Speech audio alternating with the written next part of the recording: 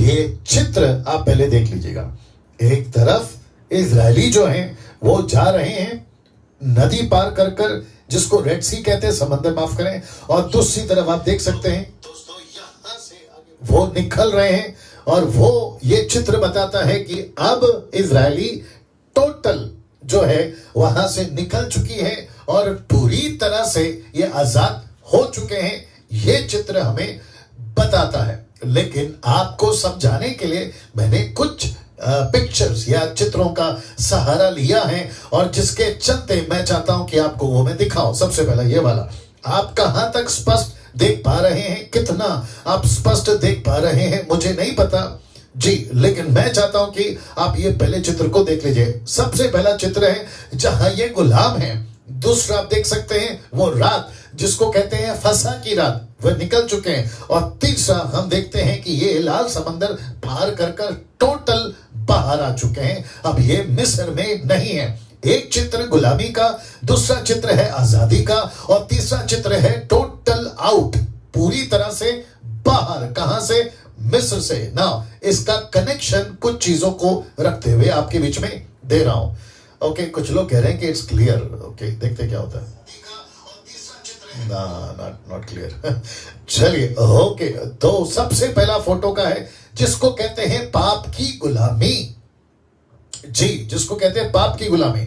और दूसरा है यीशु का बलिदान। इसका कनेक्शन है उद्धार से, यीशु का बलिदान। और ये रहा तीसरा, जिसको कहते हैं पानी का बपतिस्मा जी।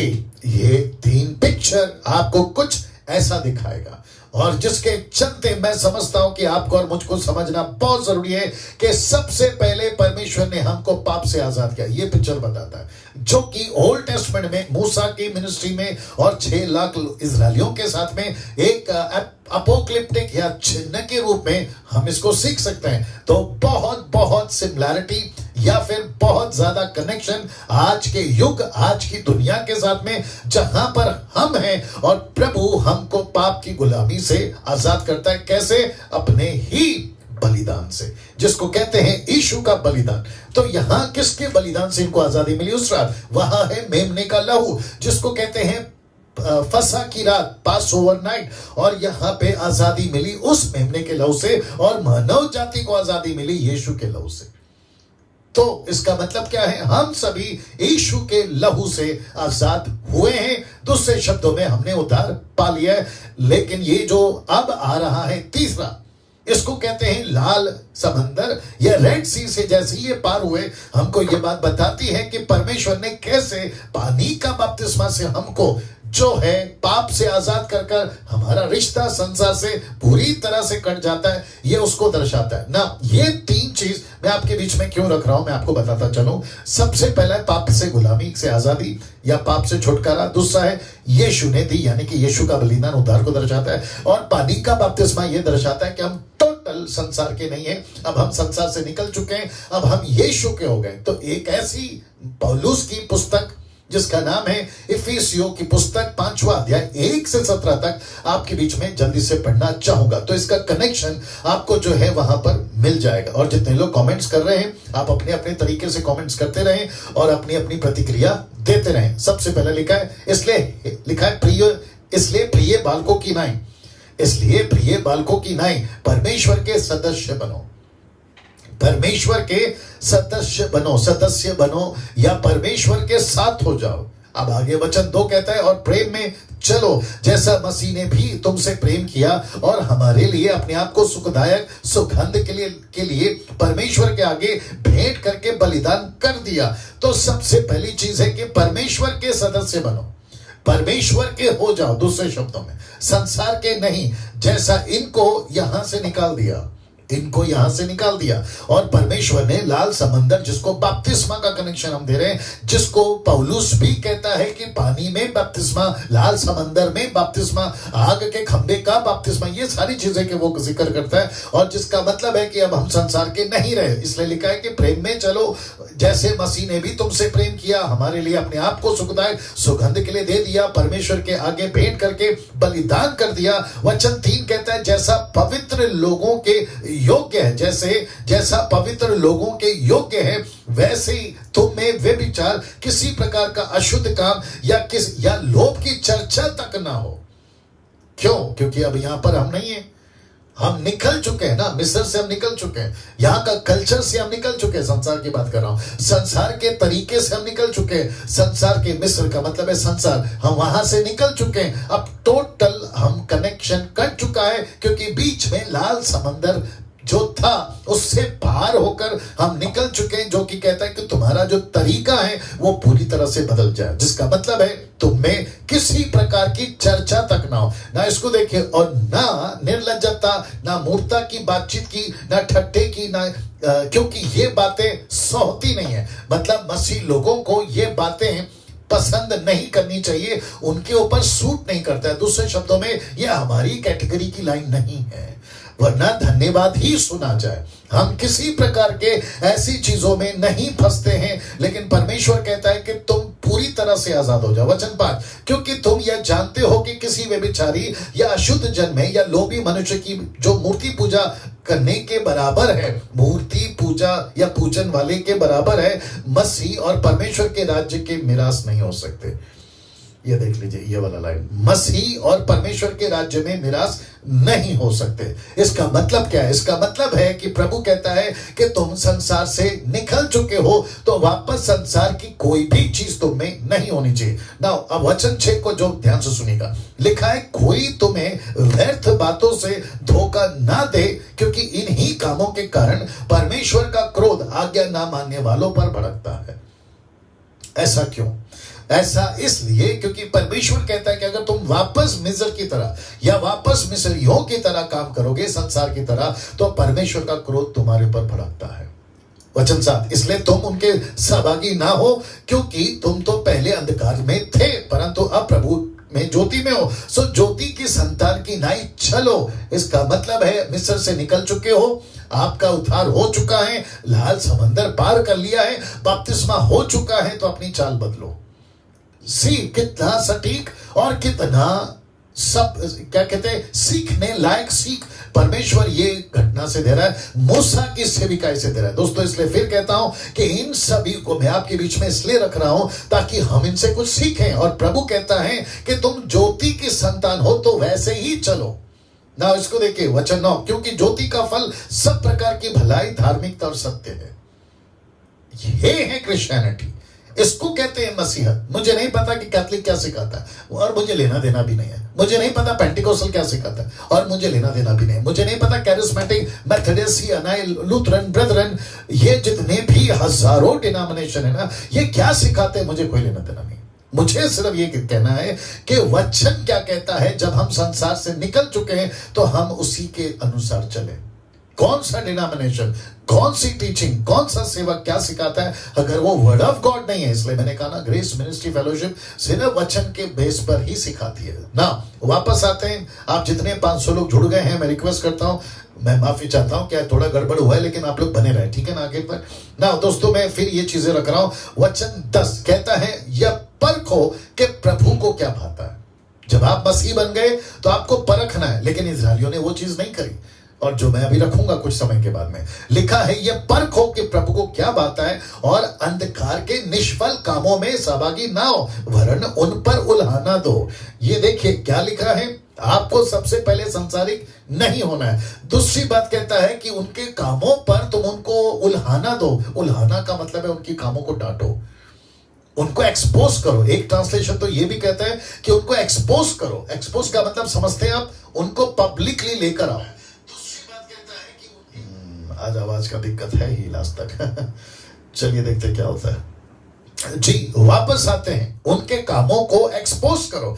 इसलिए कभी कभी जब हम प्रचार करते हैं ना, तो कुछ क्रिश्चियंस है जो अपने कम्युनिटी के जो क्रिश्चियंस के लोग हैं, कुछ लोग ऐसे हैं जिनका दिमाग पता नहीं कहां चलता है। वो कहते हैं कि हम प्यार की बात करेंगे, हम क्या कहते हैं ना, सबसे मिलकर रहने की बात करेंगे, हम संसार के साथ में उनको यीशु बांटना है, प्यार से बांटना है। देखो, प्यार से बांटना है ये बात सही है, यीशु को बांटना है ये बात सही है, लेकिन कॉम्प्रोमाइज करने के लिए तो नहीं बोला ना।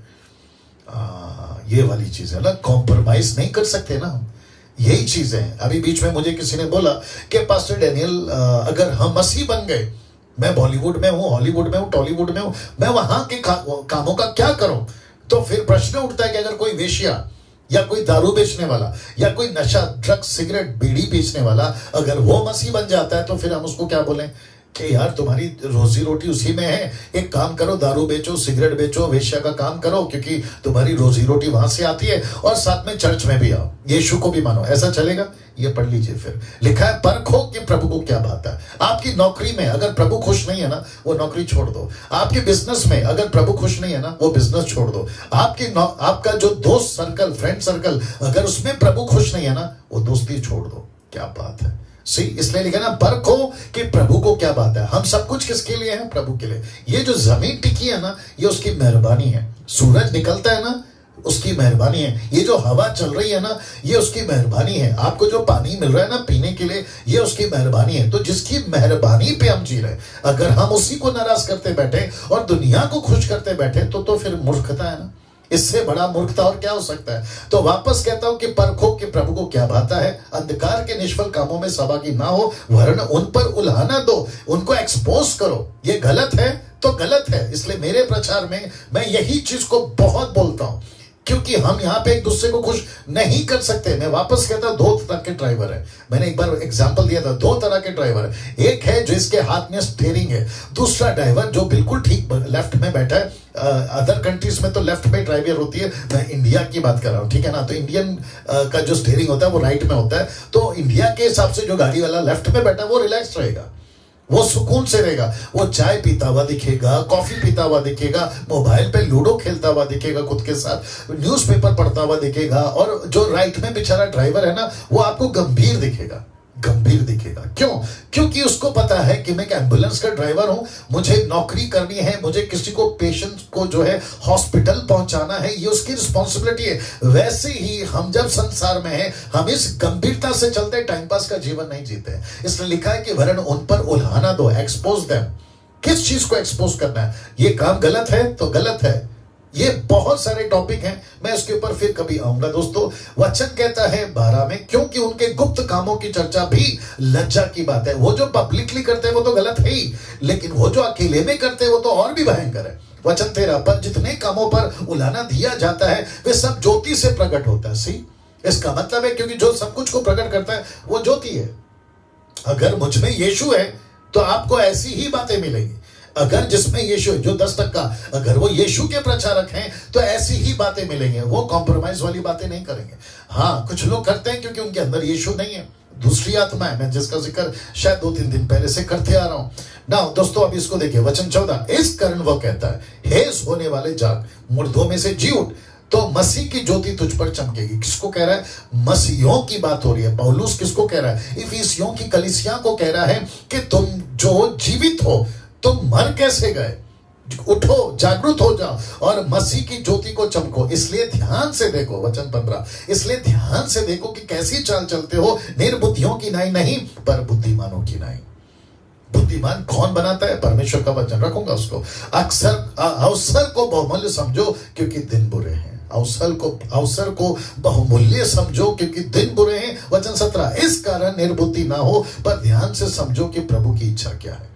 मैं वापस वही कह रहा हूं कि ध्यान से समझो कि प्रभु की इच्छा क्या है, खास करके 21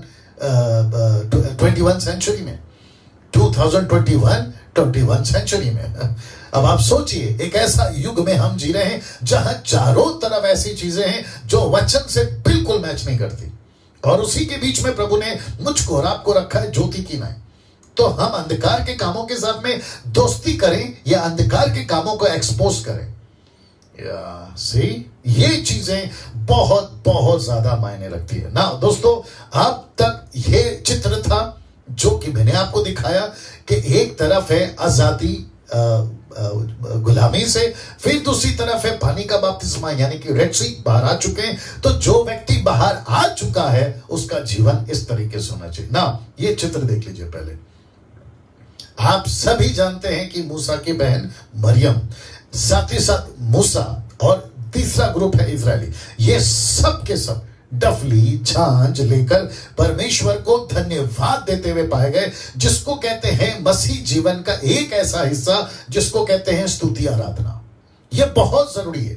परमेश्वर को महिमा मिलनी चाहिए, बहुत जरूरी है। परमेश्वर की आराधना होनी चाहिए, बहुत जरूरी है। परमेश्वर की स्तुति होनी चाहिए, बहुत जरूरी है। आपके व्यक्तिगत जीवन में बहुत जरूरी है। लेकिन जब लेखन आता है तो समझ में आना चाहिए, ठीक है ना। इसी पुस्तक का, निर्गमन की पुस्तक का 15:1 में लिखा है, तब मूसा और इस्राएलियों ने यहोवा के लिए यह गीत गाया। कौन सा गीत गाया? पूरा चैप्टर है। कौन सा? 15वां। बहुत सारी बातें करी। तूने हमें बचाया, लाल समंदर से बचाया और मिस्र की सेना को डुबा दिया, XYZ। बहुत सारी बातें करी। लेकिन ठीक अगला ही चैप्टर, इसको कहते हैं 16वां चैप्टर, वचन 2 लिखा है कि जंगल में इस्राएलियों की सारी मंडली मूसा और हारून के विरोध में बक झक करने लगी, दूसरे शब्दों में कुड़कुड़ाने लगी। अब आप सोचिए, ऐसी आराधना की टीम, ऐसे स्तुति आराधना के लोग एक वक्त में धन्यवाद दे रहे हैं, लेकिन अगले ही चैप्टर में वो मूसा और हारून के विरोध में बातें कर रहे हैं या कुड़कुड़ा रहे। क्यों? इनकी दो समस्या है, दो। एक है इनको खाना नहीं है और दूसरा इनको प्यास लग गई, पानी नहीं है। एक है खाना नहीं और दूसरा है पानी नहीं, खाना और पानी नहीं। अब मेरा प्रश्न उठता है, हम कैसे आराधक, कैसे वर्शिपर, कैसे प्रभु के पीछे चलने वाले, शर्तों पे या बिना शर्त के? जिस चीज को परमेश्वर ने कुछ एक अध्याय पहले, जिसको कहते हैं 14वां अध्याय, मिस्र की लोगों की लाशें दिखाई, उनके घोड़ों और रथों की लाशें दिखाई, उसको ये लोग भूल गए, ऐसे भूल गए। और किसको याद कर रहे हैं? खाने को, अपनी समस्या को, अपने प्रॉब्लम को। देखो क्या दिक्कत है पता है? जिसको भूलना है उसको याद रखते हैं, जिसको याद रखना है उसको भूल रहे हैं। वापस बोलूं कि जिसको भूलना है उसको याद रख रहे हैं, जिसको याद नहीं रखना है उसको, जिसको याद रखना है उसको भूल जा रहे हैं। क्या भूलना था और क्या याद रखना था? इनको भूलना था अपनी समस्या, याद क्या रखना था? एक चैप्टर पहले सर्वशक्तिमान परमेश्वर ने अद्भुत घटना घटाकर दिखाई और वो है लाल समंदर को ऐसे फाड़ते हुए दिखाया। इसको याद रखना था। किसको भूलना था? अपनी समस्याओं को। ठीक है खाना नहीं है, आ जाएगा। ठीक है पानी नहीं है, आ जाएगा। बच्चे रो रहे हैं, ठीक है थोड़ा तसल्ली कराते हैं। मुसीबतें हैं, लेकिन ये क्यों? लिखा है मूसा के विरुद्ध में बक झक, मतलब कुड़कुड़ाने लगे। अब आप मुझे बताइए, क्या हम ऐसे मसीह बने? बिल्कुल नहीं।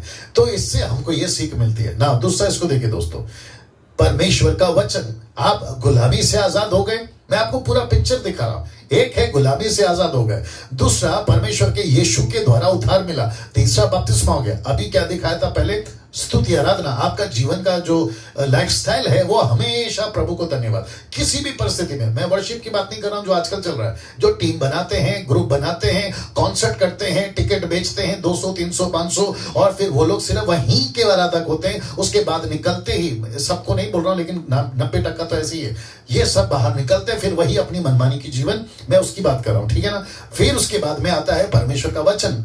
बाहर निकले इजरायली, अब इनको क्या चाहिए था? परमेश्वर का वचन। और मूसा ने 5 किताबें लिखी, उत्पत्ति, निर्गमन, लेवी व्यवस्था, गिनती, व्यवस्था, विवरण। ये 5 किताबें लिखी क्यों? ताकि लोगों को, इजरायलियों को वो बता सके कि सही क्या है, गलत क्या है ना। दोस्तों इसके चलते मैं ये बता दूं, पौलुस कहता है कुलुस्सियों 3:16 में, मसीह के वचन को अपने हृदय में अधिकाई से बसने दो और सिद्ध ज्ञान सहित एक दूसरे को सिखाओ और चिताओ। आपको कब हिम्मत आएगी? वचन से। आप कब दूसरों को सिखाएंगे? जब वचन होगा। आप कब दूसरों को चेतावनी दोगे? जब वचन होगा। अगर वचन ही अंदर नहीं है तो आप क्या सिखाओगे? यही तो बातें बता रहा हूं। सो जितना हो सकता है हम सभी के अंदर परमेश्वर का वचन हो ना। मैं कुछ चीजें और आपके बीच में रख रहा हूं दोस्तों, मेरे साथ में बने रहे। 570 लोग आप लोग जुड़ चुके हैं, आखिर तक बने रहेगा ना। वचन के साथ साथ मैं चाहता हूं कि आपको यह चित्र भी दिखाऊं, ये वाला। इसको कहते हैं आज्ञा पालन करो। परमेश्वर ने 10 आज्ञाएं दी और कहा, और खुद दी। आप देख लीजिए, परमेश्वर ने खुद दी, तो वचन भी परमेश्वर ने खुद दी। और आप जैसे ही आज्ञा का पालन करो, जैसे ही चलते हो, शैतान की एक ही कोशिश वचन पे चलने ना देना। एक तरफ परमेश्वर कहता है वचन का पालन करो, लेकिन शैतान की एक ही कोशिश है पूरी जिंदगी आपके प्रति कि तुम वचन पे ना चलने पाओ। और तब भी इजरायलियों के साथ भी यही किया और आज भी यही कर रहा है। तो बहुत जरूरी है, वापस रख रहा हूं, वचन पे चलना। जितना हो सकता है अपने हाथ को वचन से भरो जी, और आज्ञा पालन करना बहुत जरूरी है, क्योंकि शैतान नहीं चाहेगा कि आप उसके वचनों का पालन करें ना दोस्तों। क्योंकि इजरायलियों के बीच में यह सब कुछ घटा, आजाद हो गए, उद्धार हो गया, बपतिस्मा मतलब लाल समंदर से पार हो गए, और साथ ही साथ में परमेश्वर को धन्यवाद देना सीख गए। लेकिन यह भी कि परमेश्वर कहता है कि वचन साथ में रखो और मेरी आज्ञाओं का पालन करो। यह करते करते एक चीज और सिखाई जो सिर्फ और सिर्फ मूसा सीख पाया, 6 लाख लोग नहीं सीख पाए, और वो था प्रार्थना। इसको कहते हैं प्रार्थना का जीवन। आप देख लीजिए, यह ऐसा व्यक्ति था जिसने अपने जीवन में प्रार्थना सीखी, परमेश्वर के साथ में बैठना सीखा। निर्गमन की किताब उसका 17 का 11। और जब तक मूसा अपना हाथ उठाए रहता था तब तक तो इजरायली प्रबल होता था, परंतु जब जब उसे नीचे करता तब तब अमालेकी प्रबल होते।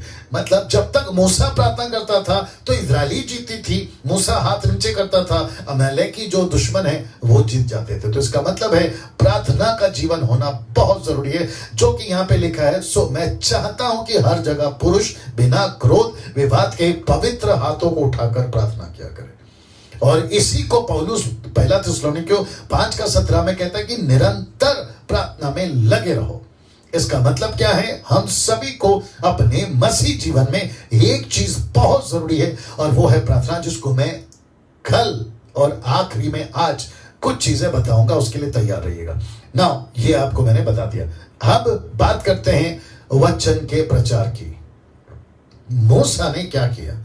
मूसा ने सिर्फ वचन को अपने तक नहीं रखा, उसने वचन का प्रचार किया। और कलीसिया का, आज के कलीसिया का फर्ज है कि हम वचनों का प्रचार करें। दूसरे शब्दों में चेला बनाना जी, दूसरे शब्दों में चेला बनाना ना। क्योंकि ये मेरा फेवरेट टॉपिक है, फेवरेट सब्जेक्ट है, और मैं बहुत सारी कॉन्फ्रेंसेस इसके ऊपर कर चुका हूं। अगर आपको मैं अभी बताऊं तो आपको धक्का लगेगा, जोर का झटका धीरे से बोलते हैं ना। मैं कम से कम मात्र 5 से 6 साल में 1000 से भी ज्यादा कॉन्फ्रेंस बैक टू बैक कर चुका हूं। 2014 से लेकर 2020 तक, 20 के फेब तक, ये लॉकडाउन जब नहीं लगा था तब तक, तो 5 साल में या 5 से 6 साल में मैं 1000 कॉन्फ्रेंसेस बैक टू बैक पूरी इंडिया में अपनी गाड़ी लेकर, अपनी टीम लेकर मैं ट्रैवल कर चुका हूं। अपने इंडिया की बात कर रहा हूं, और 30 to 35,000 पास्टर्स एंड लीडर्स को मैं इस क्षेत्र में तैयार कर चुका हूं अभी तक। अब आप सोच के देखिए, और जिसको मैं भी कंटिन्यू फिर करूंगा ना। अब क्योंकि मसीह मंथन आ चुका है, बहुत सारे प्लेटफॉर्म हमारे पास में, फेसबुक, यूट्यूब, एंड्रॉइड ऐप जो हमारा मसीह मंथन का, फेथ बुक, फिर उसके बाद में वेबसाइट, और कई तरीके आगे भी आएंगे। 1-to-1 बेस पे कॉन्फ्रेंसेस करना, और साथ ही साथ में जूम, अभी मैं उसकी भी आपको कल उसकी पूरी डिटेल दूंगा कि कैसे हम उसको करेंगे। वचनों का प्रचार करना तो कलीसियाओं की जिम्मेदारी आज भी वही है, सेवकों की जिम्मेदारी आज भी यही है कि हम वचनों का प्रचार करें। मैं उन सभी से पूछना चाहूंगा जो मसीह बना है 1 साल का, मसीह बना है 6 साल का, 12 साल का, 25 साल का, 40 साल का, मैं उनसे एक ही पूछना चाहता हूं कि सर आपने कितने चेले बनाए आपके लाइफ में खुद? हाँ, याद रखो खुद। अच्छा, कुछ लोग कहते हैं नहीं मैंने गॉस्पेल सुना है, मैंने मेरे पड़ोसी को वचन सुना है। पोस्टमैन का लेटर नहीं बांटने बोल रहा हूं मैं आपको बता रहा हूं कि उनको सॉलिड डिसाइपल बनाना। जैसे आपके पास्टर ने आपको बनाया, और आपके पास्टर को उसके पास्टर ने बनाया, उसके पास्टर को उसके पास्टर ने बनाया, जिसको कहते हैं 4th जनरेशन डिसाइपलशिप। इसलिए पौलुस ने क्या कहा तिमोथी से, जो तूने मुझसे सीखा है तिमोथी तू दूसरों को सिखा। तो पौलुस एक जनरेशन, तिमोथी एक जनरेशन, तिमोथी जिसको सिखा रहा है उसके जो फेथफुल है 3rd जनरेशन, और जो उससे दूसरे सीखेंगे 4th जनरेशन। कहा लिखा है 2 तिमोथी चैप्टर 2:2, 2 तिमोथी 2 अध्याय वचन 2, बहुत सिंपल है, 2:2। ऐसी बातें तब होती थी पहली सदी की कलीसिया में, ऐसी बातें आज नहीं हो रही है। मात्र 10% कर रहे हैं, जिसको कहते हैं डिसाइपलिंग करना। और उसी के चलते मसीह मंथन लैंग्वेज वाइज हमने इसलिए डिवाइड किया, हिंदी, इंग्लिश, बंगाली, नेपाली, तेलुगु, तमिल, और बहुत बाकी है, कन्नड़ा, गुजराती, पंजाबी अभी आना बाकी है। ऐसे ऐसे पेज हम क्यों कर रहे हैं? ताकि वहां प्रचार हो और उनको डिसाइपलिंग किया जाए। और मैं आपको आज और कल फिर बताऊंगा कि मैं क्या कर रहा हूं ना। इसको देखिए, इसको कहते हैं कलीसियाओं की स्थापना। टैबरनेकल तभी था, परमेश्वर ने कहा था कि लोगों को यहां इकट्ठा करो, उनको तंबू में लेकर आओ, उनको टैबरनेकल में लेकर आओ, उनको ये भवन में लेकर आओ। और वहां माफ करें, वहां के कुछ प्रोसीजर्स थे, कुछ सिस्टम था। वैसे ही कलीसियाओं की स्थापना और कलीसियाओं की भी सिस्टम है। वाह, कैसा लग रहा है दोस्तों? बताइए, टाइप करके बताइए, जैसा आपको ठीक लगे बताइएगा। लेकिन ये सारी चीजें हमें सीखना है, ये सारी चीजें हमें सीखना है ना। ना इसको देखिए, अब आप लोग सोच रहे हैं ये क्या है? एक तरफ है लकड़ी मारा, पानी निकला, चमत्कार। दूसरी तरफ है चमत्कार की रोटी या मन्ना, ये खा रहे हैं। अब इसको मैं कुछ नाम देने जा रहा हूं। तो सबसे पहला है गलत चमत्कार हुआ और दूसरा है सही चमत्कार हुआ। तो आज मसीहत में ये दोनों चल रहा है। मूसा को कहा था पहली बार लकड़ी मार, लकड़ी मारेगा पानी मिलेगा। लेकिन जब दूसरी बार पानी की आवश्यकता पड़ी तो परमेश्वर ने कहा लकड़ी नहीं मारना, क्या करना है? तुझे चट्टान से बात करनी है। यीशु कौन है? चट्टान है। चट्टान कौन है? यीशु है। यीशु को कितनी बार क्रूस पे मारा? एक बार, साल में हर बार नहीं, है ना, या हर साल नहीं। तो मूसा ने क्या किया? जहां लकड़ी मारना था, पहली बार लकड़ी मारा, लेकिन जब दोबारा कहा चट्टान से बात करो, फिर लकड़ी मार दिया। इसको कहते हैं चमत्कार फिर भी हुआ। देख लीजिए, पानी फिर भी निकल रहा है और पूरी की पूरी इजरायली पानी पी रही है, लेकिन ये गलत चमत्कार है, इसलिए लिखा है गलत चमत्कार है। तो मसीहत के अंदर हमें बहुत सेंसिटिव रहना है, बहुत चौकन्ना रहना है कि कौन सा चमत्कार सही है और कौन सा चमत्कार गलत। ये चमत्कार सही है क्योंकि कहां से आ रहा है? सीधा ऊपर से आ रहा है। ये मेरी कोशिश थी आपके बीच में ये बातों को रखूं ताकि आप समझ सकें कि क्या चीजें हैं। चमत्कार देखकर पागल नहीं होना, मैंने बीच में बोला भी था। आप कुछ सुपरनैचुरल चीजें देखते हैं, आप किसी की गवाही सुनते हैं, मेरे कमरे में प्रभु आया और मुझसे बात किया, ठीक है, अच्छी बात है। क्या बात किया वो तो चेक करो, क्या बात किया वो तो चेक करो। मुझे दर्शन मिला, अच्छी बात है, लेकिन क्या दर्शन मिला वो तो चेक करो। पास्टर डैनियल आपका प्रचार बहुत अच्छा है, अच्छी बात है, लेकिन क्या प्रचार कर रहा है वो तो चेक करो। मैं खुद कह रहा हूं वो तो चेक करो, क्योंकि प्रेरितों की किताब उसका 17-11 में लिखा है कि जब पौलुस प्रचार करता था तो वहां के लोग चेक करते थे। आप चेक करिए ना, और अगर मैं सही हूं मेरे साथ चलिए, अगर मैं गलत हूं मुझे टाटा करिए, मैं खुद ही कह रहा हूं। और वैसे ही जो सही है, जिनको सुनते हो उनको, अगर वो सही लगते हैं उनको फॉलो करिए, लेकिन अगर वो गलत हैं तो उनको टाटा करिए। यही तो चीजें बता रहा हूं, गलत चमत्कार और सही चमत्कार। ना दोस्तों, अब आपके बीच में ऐसी चीज पे बात करने जा रहा हूं और बहुत बहुत ध्यान से सुनिएगा। सबसे पहला लिखा है अब कल आखिरी दिन। ये आखिरी दिन क्यों, मैं आपको बताता हूं। तो सबसे पहले जो कल मैं बात करूंगा वो है मूसा की सेविकाई में गंभीरता थी। मैंने आपको कहा था कि मेरा जब आखिरी एपिसोड होगा तो आखिरी एपिसोड कल होगा, आखिरी एपिसोड कल होगा। और इस आखिरी एपिसोड पे मैं बात करने जा रहा हूं मूसा की सेविकाई में गंभीरता था। अब जितने लोग सुन रहे 500-600 में एक कम है, या आप सोच रहे होंगे पास्टर डैनियल आपने ऐसा क्यों कहा कि ये आखिरी दिन? जी, इस मूसा की अध्ययन का, टीचिंग का कल आखिरी दिन है। मैं आपको अभी बता रहा हूं क्यों, ऐसा क्यों पास्टर डैनियल? क्योंकि अगर मैं कहता हूं कि कल आखिरी दिन है, इस विषय पे बात करूंगा और वो होगा एपिसोड नंबर 21, तो मूसा के अध्ययन पे, मिनिस्ट्री के ऊपर सिर्फ और सिर्फ 21 ही एपिसोड है। उसके बाद 22वां एपिसोड नहीं है। ये बात आपको क्लियर अभी से कर देता हूं। जो लोग यूट्यूब पे देखते हैं मैं उनकी बात कर रहा हूं। साथ ही साथ दोस्तों बहुत ध्यान से सुनिएगा। मैं उसके बाद क्या करने जा रहा हूं? मैं उसके बाद करने जा रहा हूं डिसाइपलशिप ट्रेनिंग। आपने ठीक सुना, मैं स्टार्ट करने जा रहा हूं डिसाइपलशिप ट्रेनिंग। अब आप कहोगे डैनियल भाई आपने कहा था कि प्रेरितों की किताब या मिनिस्ट्री ऑफ पॉल, उसके ऊपर बात करेंगे। जी मैं बिल्कुल करूंगा, लेकिन आप सभी जानते हैं कि हम बंधे हुए नहीं हैं।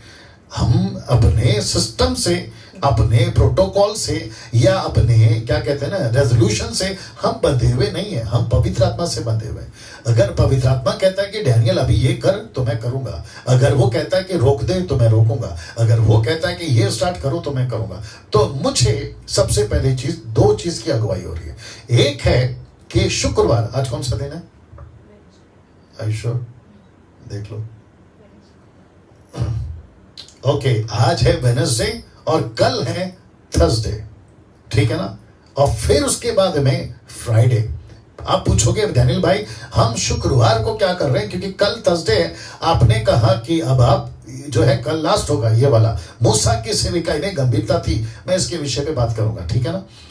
लेकिन शुक्रवार को क्या होगा, जो कि तारीख है 14, तो मैं आपको बता दूं अभी से कि शुक्रवार को हम जो है परमेश्वर के साथ रात को 11 से रात 1 बजे तक, याद रखो रात 11 से रात 1 बजे तक शुक्रवार को ऑन फ्राइडे। मैं इसका पोस्ट बनाकर फेसबुक पे अपलोड करूंगा, आज नहीं बना सका क्योंकि आज बहुत गड़बड़ी चल रही थी, ठीक है ना, जिसके चलते हम नहीं कर पाए। तो वापस कहता हूं कि शुक्रवार फ्राइडे 14 जैन शुक्रवार, मैं फिर कह रहा हूं कि रात को 11 से 1 बजे तक हम प्रार्थना में बैठेंगे, प्रार्थना में जाएंगे, मध्यस्थी की प्रार्थना में जाएंगे। मैंने इसलिए कहा था ना कि प्रार्थना बहुत जरूरी है। तो उस वक्त और कल जो है आपको मैं बता दिया हूं कि क्या करेंगे। कल लास्ट है, शुक्रवार को प्रार्थना है, और वो भी रात को 11 से 1 जो 31st नाइट को हमने किया था। तो जितने लोग अभी देख रहे हैं मुझे, मैं उन सभी को रिक्वेस्ट करूंगा कि आप लोग सभी जो है शुक्रवार को रात को 11 से 1 बजे जो है आप लोग मेरे साथ में जुड़े प्रार्थना के लिए, ताकि पूरी रात 11 से 1 जो 2 घंटा हमारे पास, माफ करें नॉट पूरी रात लेकिन 2 घंटा हम मध्यस्थी की प्रार्थना में जाएंगे। ये कैसे होगा, क्या करेंगे, ये सारी चीजें मैं आपको कल इसके बाद जो है बताऊंगा। और साथ ही साथ फिर 1-2 दिन का या मैक्सिमम 4-5 दिन का गैप लूंगा, फिर वापस आऊंगा लीडरशिप के ऊपर जो ट्रेनिंग मैं स्टार्ट कर रहा हूं, लेकिन फेसबुक पे नहीं, वो भी बता देता हूं, फेसबुक पे नहीं, यूट्यूब पे नहीं, ठीक है ना। अब ध्यान से सुनिए, हम जूम पर जो हमारा मसीह मंथन का जूम है उसके ऊपर हम आपको इनवाइट करेंगे, और वो चलेगा batch wise, batch 1, batch 2, batch 3, batch 4, batch 5, और जितनी भीड़ हमारे पास आती जाएगी उसके हिसाब से बैच वाइज हम जो है चलेंगे, और ये होगा जूम के ऊपर, ठीक है। फिर इसकी टीचिंग को जो है अगर मुझे लीड होता है, मैं उसको एडिट करके यूट्यूब पर डालूंगा, फिर आप लोग वहां पर जिनको जो नहीं देख पाएंगे वो देख सकते हैं। लेकिन मैं चाहता हूं कि फेसबुक और यूट्यूब के जितने भी मेरे को जो फॉलो करते हैं वो सब मुझे जूम के ऊपर बैच वाइज मिले, क्योंकि लिमिट है सिर्फ 100 लोगों का, किस पे, जूम पे। तो उसके लिए बैच वाइज किया है। तो बैच 1 के ग्रुप अलग होगा, बैच 2 का ग्रुप अलग होगा, बैच 3 का ग्रुप अलग होगा, ऐसे करते हुए बैच वाइज चलेंगे। तो जो जिस बैच का है उसको वही लिमिट रखना है। फिर दूसरा बैच वाला पहले बैच में नहीं आएगा, पहला बैच वाला दूसरे बैच में नहीं आएगा। तो ऐसे करके हम चलेंगे, और ये चलेगा संडे छोड़कर और मंडे छोड़कर 5 दिन। मैं रिपीट करता हूं, संडे और मंडे छोड़कर 5 दिन। तो दैट मीन्स सेम थिंग, जो सैटरडे का हमारा चलता है वचन पे चर्चा, वो शाम को चलेगा, लेकिन या आई गेस हफ्ते में 4 दिन बैच वाइज हम चलाएंगे, क्योंकि वचन पे चर्चा भी करना है, वो फेसबुक पे लाइव चलेगा, हिंदी चर्च फेसबुक पे लाइव चलेगा, और फिर उसके बाद में मंडे 1 दिन का मैं ब्रेक लूंगा जो कि मेरा काम होता है, और बचे 4 दिन ऐसे हम करेंगे, ठीक है ना। तो वापस कहता हूं, कल लास्ट है, शुक्रवार नाइट प्रेयर है 2 घंटे की, और उसके बाद कुछ दिनों का ब्रेक होगा, और सब तैयारी के साथ में डिसाइपलशिप के ऊपर शिक्षा दूंगा, कैसे वचन सुनाना है, कैसे प्रचारक बनना है, और वो भी टक्कर समझते हैं, वो भी टक्कर के अच्छों को टक्कर दे सके वैसे अपने आप को तैयार करना है, और कैसे एवेंजलिज्म करना है, कैसे डिसाइपल को रेज करना है, और चर्च प्लांटिंग कैसे करना है, इन सब के ऊपर हम आएंगे, और मैं जानता हूं कि प्रभु काम करेगा, ठीक है ना। चलिए दोस्तों, मैं यहां पर समाप्त कर रहा हूं। कल आप सभी से हम जो है फिर बात करेंगे, और ये आखिरी होगा, एपिसोड नंबर 21 आखिरी होगा। और आज के लिए माफी चाहता हूं, आवाज में बहुत दिक्कत आई है, और मैं समझता हूं कि कल हम इसको ठीक करने की कोशिश करेंगे। जय मसीह, अपना ख्याल रखिए।